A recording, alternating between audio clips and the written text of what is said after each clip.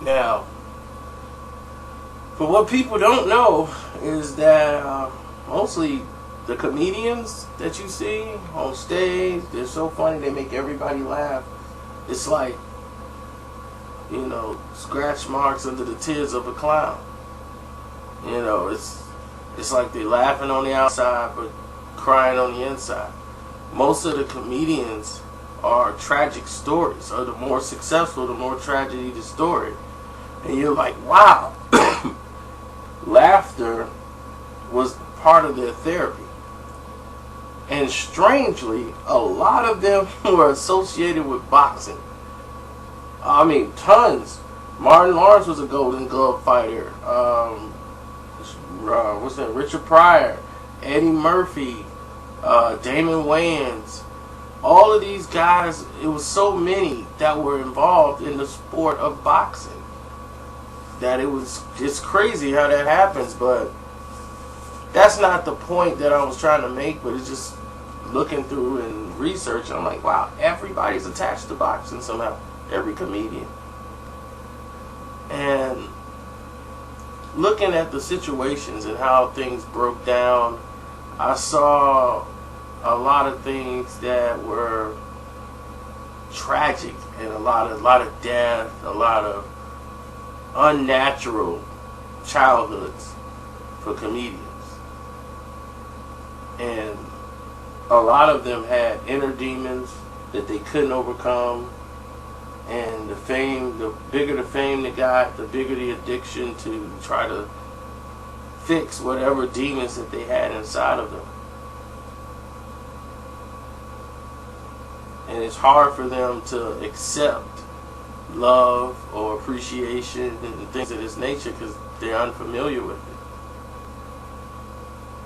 it. And mostly what we're going to do is just start telling you about some of these comedians and stuff that's happened. A lot of my buddies own comedy clubs. Used to run them. And some were successful, some weren't. You met a lot of comedians there. Some that turned out to be big, some local. But being a comedian is like one of the hardest jobs ever. It really is. It's like one of the hardest jobs ever in life. It's like being a busboy. It's like, look, you're going to be a busboy for like 20 years and maybe you make enough money to get an apartment or a townhouse or a house. But one of you, out of this 7-8 years of doing this, may get a shot to being a movie star. Or being a head chef, rather, if you're looking at a busboy. So that's how the comedians' lives operated. They operated under those standards of understanding that, hey, someday I might be something and someday I won't. But it's what they love to do because it turns them away from the pain that they were going through.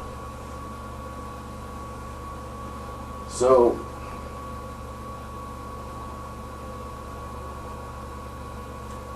what is one of the known comedian, comic, like wars of all time? Well, I'll tell you one battle that was unnecessary. Sam Kinison versus Andrew Dice Clay. Now, we all grew up on Dice. Like all my cousins, after Richard Pryor, Eddie, all them started going on, nobody really took the plateau to go any further. Everybody kind of went into movies and did their own things. But Rodney Dangerfield had his comedy club and was always searching for new acts. Acts that people hadn't seen or were going to be edgy, weren't going to be Saturday Night Live material. This was a guy who was beyond the edge. I mean, the majority of things you're going to learn about women, you're going to pick it up from Dice. Because Dice is going to tell it to you. Now, he's going to be raw. He was uncut. It was the mannerism, the suits, the cigarettes, the way he smoked them. Little Miss Moffat's son of Tuffet. Hey, you jerk off. You know, Dice was a character. But he would go up there and do a set for about an hour, 2 hours at Dangerfields, putting in the work. And he became so big. He became a celebrity icon. Sylvester Stallone, all these people wanted to hang out with the Dice. From doing these nursery rhyme skits that he did in the comedy club. And some comedians didn't like his gimmicks. Like Sam Kinison was another guy hooked on drugs, but was drop dead one of the funniest guys alive, and he was afraid of Dangerfields as well. So Rodney had both of them at the house one time, and he's like, I don't like that guy. He's like, I understand being an asshole to women, but just a total misogynist to women, I can't stand this guy. He's not funny. He's an insult. He's an insult. He's like, I cannot listen to this guy anymore. He's like, I don't even want to be around him, Rodney. Dangerfield, what are you kidding? Hey, I see who's funny around here. It's my house, my party. I invite whoever I want. So Dice comes over, creates a scene. He comes in with this glittery jacket on that says Dice on the back. Comes in like he just came off a motorcycle. And he's out there hanging out with everybody. He's real respectable. You know, he's being Andrew Clay at the time. He's like, oh, okay, well, let me talk to Sam. You know, he's trying to introduce him. He's like, I don't want to shake your hand, asswipe. I'm like, wow. He gets right to it. And Sam, he's known for screaming. What? I can't scream like Sam, especially now my voice is messed up. But he's like screaming at the top of his lungs. And that used to be like his gimmick. He wore a long trench coat, a hat, and he's the guy in Back to School that's the hollering teacher. Say it! Say it! But his jokes used to be funny. He used to crack me up. Sam Kinison, both of them. He had more range of material than Dice. Dice pretty much kept it simple. He basically insulted foreigners and insulted women. He kept it current, you know, and Dice was good at what he did. So Sam Kinison started blowing up. He had a big HBO special, and somebody had a Dice shirt. He took the Andrew Dice shirt, Clay off, or whatever, and took it. He's like, oh, that's an Andrew Dice shirt, Clay shirt, let me see that. So I could wipe my ass with it, and threw it back at the fan.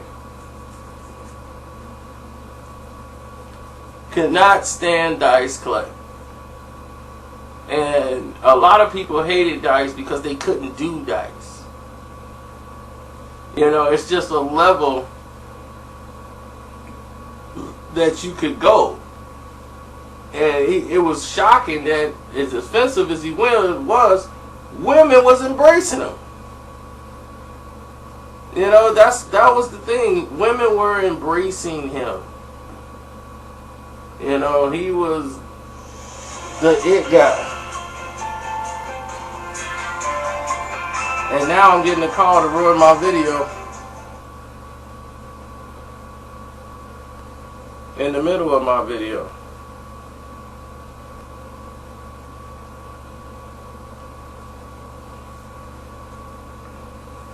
But anyway, most of you guys are too young to understand what any of this meant. But there was a sit down, there was a talk, and Sam still didn't get it. And then Sam passed away from a heart attack. Wasn't a drug overdose, but even though he probably was drinking and drugs, it just his heart couldn't take no more.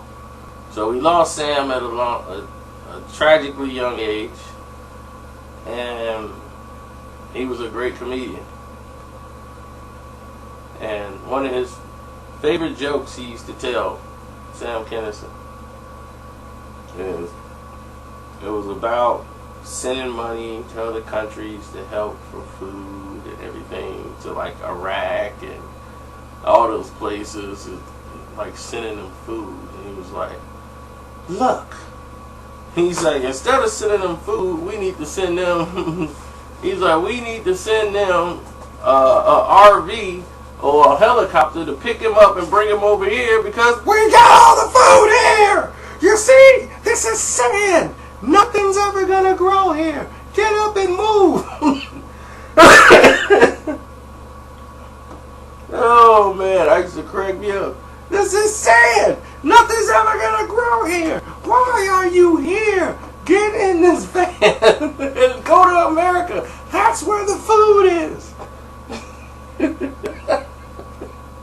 Oh man.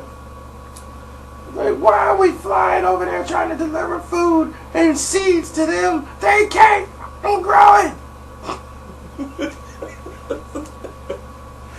Oh man. And Dice is a realist. And I can't say Dice, a lot of Dice stuff is so profane. But I will leave you with one of Dice's classic jokes. What is the definition of vagina? The box the penis comes in. I'm out.